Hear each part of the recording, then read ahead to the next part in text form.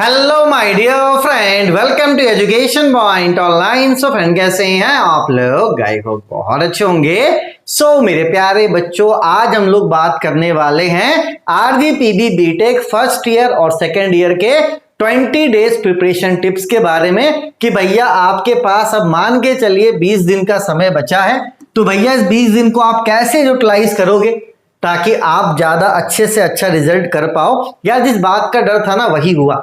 मैंने short video बनाया था, मैंने बोला था कि भैया ये रिजल्ट देंगे और एग्जाम का टाइम टेबल दे देंगे, लेकिन मुझे कल लगा कि नहीं यार, चलो अभी तो थर्ड ईयर का पेपर आया है, थर्ड ईयर के बाद ही आपके सेकंड और फर्स्ट ईयर का पेपर होता है। लेकिन बोला नहीं भाई साहब, सभी का पेपर एक साथ दे दिया गया। चलिए भैया, तो जो कंडीशन है वो कंडीशन है।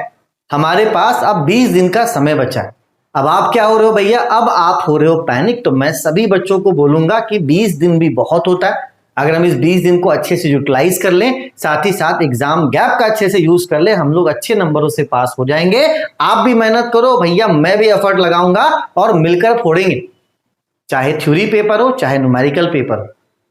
ठीक है, इस बार मैंने सोच लिया है कि भैया बच्चों के साथ लग के बच्चों का पेपर क्लियर करवाना है, क्योंकि सिचुएशन कुछ ऐसा हो गया कि अब लगना ही पड़ेगा, है ना। सिचुएशन ऐसा हो गया है कि अब अपन को लगना ही पड़ेगा। ठीक है, चलिए भैया, सबसे पहला काम आप क्या करो, रिलैक्स, थोड़ा सा रिलैक्स हो जाओ थोड़ा सा रिलैक्स हो जाओ, है ना। और उसके बाद वीडियो को देखने के बाद सबसे पहला काम आप क्या करना, रूटीन बनाना। और अब रूटीन क्या होना चाहिए भाई साहब?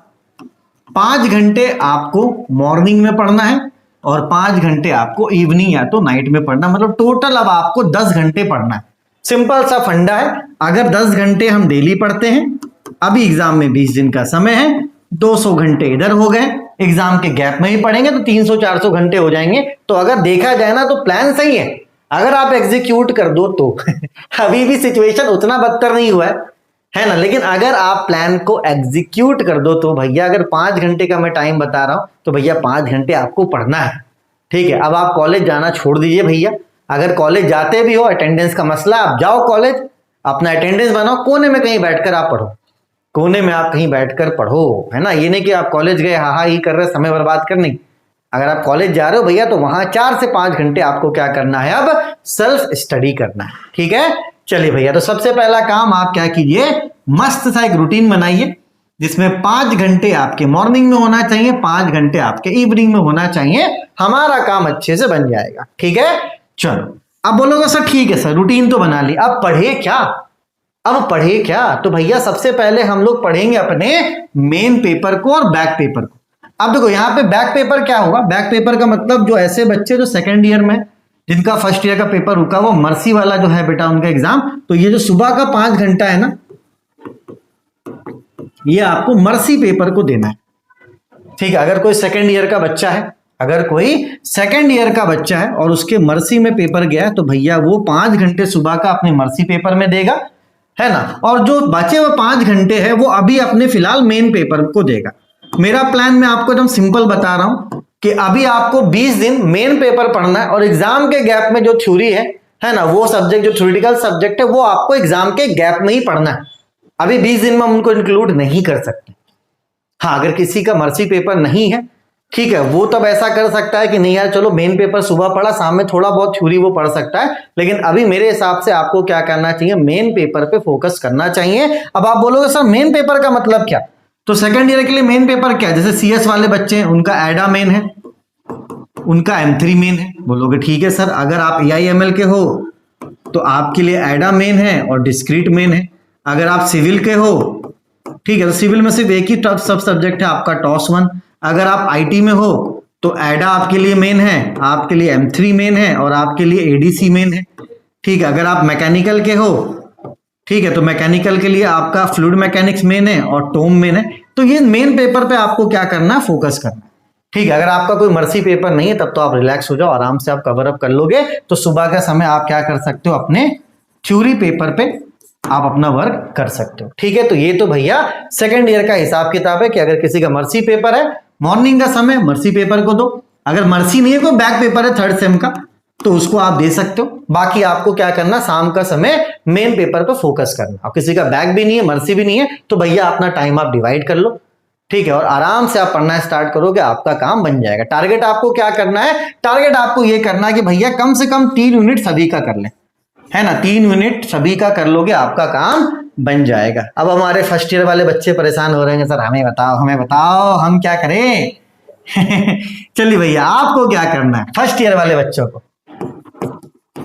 एकदम मैं क्लियर बता रहा हूं। ये सुबह का जो समय है ना, ये आप M2 को दे दो, पूरा सुबह का समय आप M2 को दे दो। भैया M2 बहुत ज्यादा मेहनत खोजता, प्रैक्टिस खोजता, दे दो, है ना। अगर कोई पेपर आपका बैक है, M1 अगर आपका बैक है, आप M1 को भी दे सकते हो, ठीक है। तो सुबह का जो समय वो आप M1 M2 के लिए बुक कर दो कि भैया M1 M2 4 घंटे पढ़ना है, M2 निकाल लो भाई। उसके अलावा अगर कोई सब्जेक्ट बैक होता है ना, तो वो मैं क्लियर करवा दूंगा, M2 लेकिन रेगुलर में आपको क्लियर करना है भाई, मेहनत कर लो M2 में, ठीक है। और शाम के समय जो आपके अदर सब्जेक्ट्स हैं, जैसे ED हो गया, BEEE हो गया, ठीक है, बेसिक सिविल हो गया, है ना, BME हो गया, है ना, इन सबको आप क्या करो, शाम में कवर अप करने की कोशिश करो, ठीक है। आपका जो पहला पेपर है फिजिक्स, उस पे मैं काम स्टार्ट कर दूंगा अगले वीक तक। हो सकता है फिजिक्स के मैं आपको पहले इंपॉर्टेंट क्वेश्चंस दे दूं, ठीक है। अगर रिस्पॉन्स अच्छा रहेगा तो भैया मैं 1 शॉट वीडियो में खुद समझा दूंगा फिजिक्स, जितने इंपॉर्टेंट क्वेश्चन है मैं नोट्स बनवा के आपको प्रॉपर समझा भी दूंगा।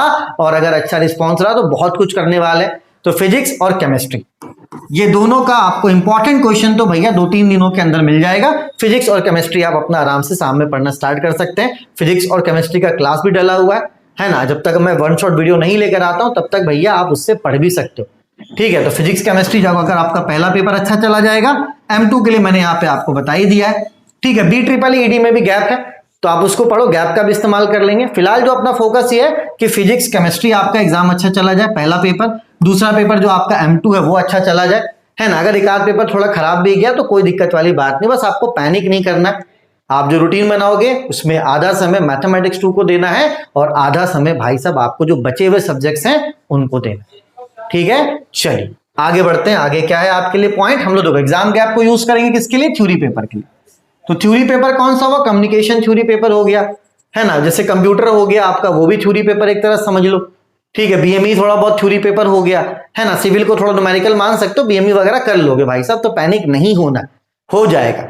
अगर M2 के वजह से एक आध पेपर लुढ़का भी तो कोई दिक्कत नहीं, अगली बार क्लियर कर लेंगे। M2 को लुढ़कने नहीं देना है। M2 के लिए मैंने सेपरेट वीडियो भी बना दिया कि क्या पढ़ना, लिंक मैं आपको डिस्क्रिप्शन पे दे दूंगा, ठीक है। M3 M1 का भी वीडियो कल तक आ जाएगा। तो भैया मैं लग चुका हूं और आप भी क्या करो, अब लग जाओ, ठीक है। चलिए भाई साहब, जो भी पढ़ोगे आपको 3 यूनिट का मैं टारगेट दे रहा हूं, जो भी आप पढ़ोगे भैया प्रॉपर नोट्स आप बनाना, हवा मत पढ़ना। भले आपके पास समय कम है, हवा में पढ़ने वाले बच्चे फेल हुए इस बार भैया, इसलिए हवा में मत पढ़ना। जो भी पढ़ो उसका प्रॉपर नोट्स बना लो, एक फिजिक्स की कॉपी बना, जो भी पढ़ो 10 क्वेश्चन पढ़ो, 5 क्वेश्चन पढ़ो, उसको लिख लो एक जगह पे। बिना नोट्स के कोई बच्चा नहीं पढ़ेगा।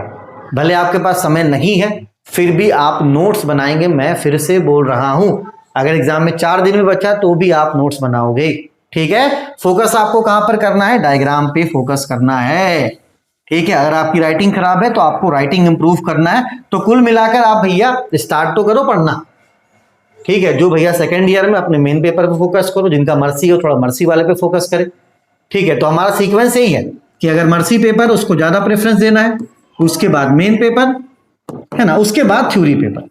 थ्योरी पेपर अपन गैप में भी इसको कर लेंगे। तो प्लान हमारा फिलहाल यही है, ठीक है, कि थ्योरी पेपर अपन गैप में कोशिश करेंगे। हाँ, अगर एग्जाम का डेट पहले आया तो गैप भी दिया है, हो सकता है एग्जाम 10 दिन बाद देता, गैप बहुत कम दे देता। तो देखो कहीं पे अगर बुराई है तो अच्छाई भी है, कहीं पे बुराई है तो अच्छाई भी है, ठीक है। मैंने सभी जितने सब्जेक्ट है बेटा सबका फीस मैंने 499 कर दिया है, ताकि अब आपको किसी कूपन वगैरह का इंतजार ना करना पड़े। तो भैया आप कोर्स परचेस कीजिए, पढ़ना स्टार्ट कीजिए, एक चांस तो आपको खुद को देना पड़ेगा।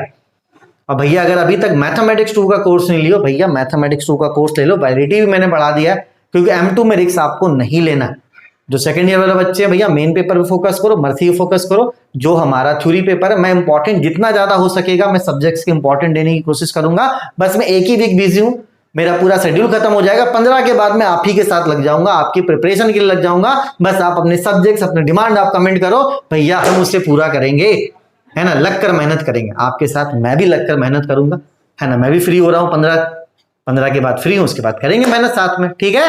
चलिए अपने और अपनों का आप खूब ख्याल रखिए, ठीक है। घबराना नहीं है भैया, मेहनत करना है। तब तक के लिए take care, bye bye, tata tata Tata.